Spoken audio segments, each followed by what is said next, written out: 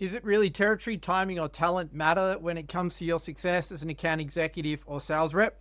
That's the topic that I want to break down in today's video after seeing this recent Reddit post. My name's Paul Towers. I've got 15 years experience in sales and sales management, and this is a new video series that I'm kicking off where I break down interesting topics for people in sales, competitive intelligence, and go-to-market strategy. So it's an age-old question, and a lot of reps ask this, especially when they're looking for a new job or struggling in their current one. And I thought this post was interesting to break down because there's a couple of additional hints that give us some context to discuss around this particular Redditor's situation. So first of all, at a high level, does territory, timing, and talent matter? 100% yes, and there is certainly a strong argument for that to be the order of priority. But again, as I said, this Redditor provides us with a little bit more context, which I think is interesting to dive into and peel back the curtains on. So first of all, they point out that no one in their team has hit their quarterly bonus in over 4 years. So immediately I'm thinking, hey, how big is this team? Is it 1 or 2 people? And if so, does that mean that they've just hired really badly? Well, that comes in the very next sentence where there's actually 10 reps on this team. So it's unlikely, although not impossible, that they've hired 10 people who aren't actually good at sales. One would imagine that in a team of 10, they would have a mix at least of some experienced sales reps, maybe some who are more junior in their career, etc. And you would typically expect somewhat of a standard distribution in terms of performance, where you have maybe 2 or 3 really high performers, 4 or 5 in that kind of middle band, hitting around, say, 60-70% of target, and then a couple of lower performers who might be struggling for whatever reason. So because this organization that this Redditor works for has 10 reps, the fact that none of them are hitting their quarterly bonus in over 4 years is certainly a red flag. Because when someone says, hey, does territory, timing, and talent matter? The first thing I go to is, yes, they're relevant, but there's 2 things that happen before that that are more important. And that is product, in terms of product market fit, and does the company or organization have a strong go-to-market strategy to support their sales reps? Now, if you work for a larger established company, typically you can assume product is taken care of because they have existing customers. But if you are working for a smaller startup, a Series A, and sometimes even a Series B company, yes, they might have customers, yes, they might have revenue, but do they have true product market fit? Because often a lot of these organizations that are, smaller in nature, they might have gotten early traction, they might have had some strong initial success, but then existing incumbents recognize their competitive situation, they start adding functionality to directly compete. Or you also have other startups who see their success and then enter the market, making it harder for that organization to maintain their advantage and also sell if they don't have a strong go-to-market strategy when there's more people competing for that same dollar.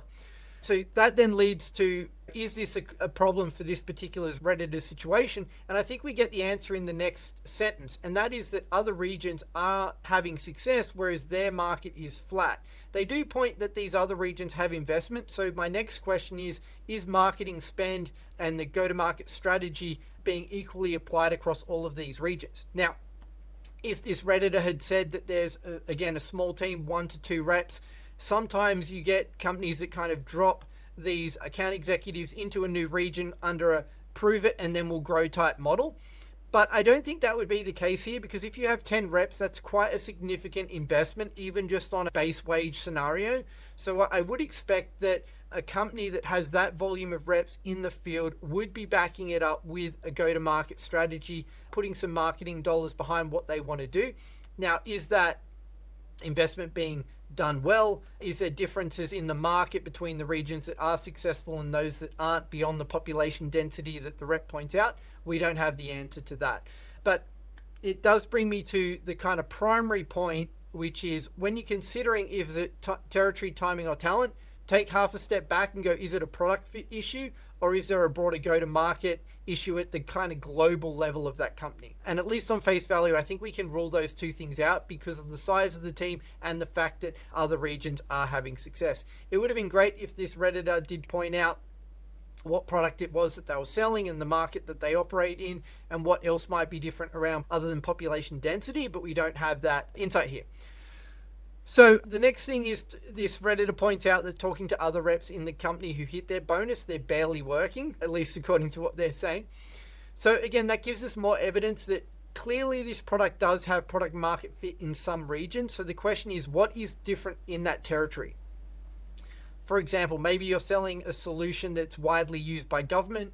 If you're in states or regions or countries where other government organizations or entities have already adopted that software, it can make selling into other departments much easier because you already have that track record of success. A company that then tries to take that model and apply it to another region where there's a different government structure, maybe there's even different standards, it doesn't always translate.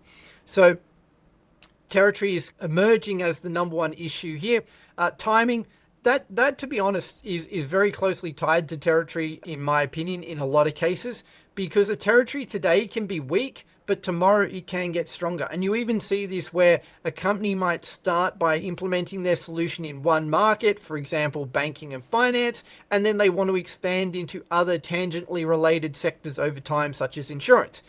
Now, if you have the insurance sector in year one, maybe it's a really bad sector to be in. But in year 4, 5, and 6, it could be the hot new market because your company's tapped out their core banking and finance customers. They've added new capability that allows them to sell into insurance. And then you just happen to have that sector as they're pushing into that market, funneling marketing dollars, funneling product enhancements into that space. And then, of course, we do get to talent. And the Redditor is really asking, is this a dead-end sales job since no one's hitting their bonus in over 4 years? As we go back to the kind of first point I made, it's really hard to judge, is this a talent issue if you work in a team where there's 1 or 2 reps, or even 3 or 4, to be honest, because at that number of reps, there is a chance that the sales leadership has made consistently bad hires. I think when you get to 10 reps, though, you can rule out that it's a talent issue, at least for all 10 reps. Now, this Redditor doesn't say where they sit within that 10 in terms of hitting their general target as opposed to getting their quarterly bonus. But if they're in the top 50%, so, rep 6, 7, 8, 9, or 10, I would probably be confident in saying that they at least have a level of talent to succeed as a sales rep, and they find themselves in a situation where, for whatever reason, the product that they're selling and the go-to-market strategy that's underpinning it isn't resonating in their territory.